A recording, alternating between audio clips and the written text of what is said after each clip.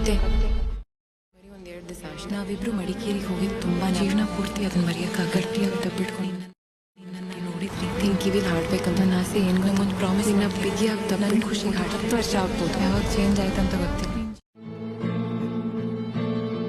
ನದಿಯೇ ಓ ನದಿಯೇ ನಿನಗಾಗಿ ನಾ ಕಾಯುವೆ ದಿನವೂ ನೀ ಬರುವ ಆದ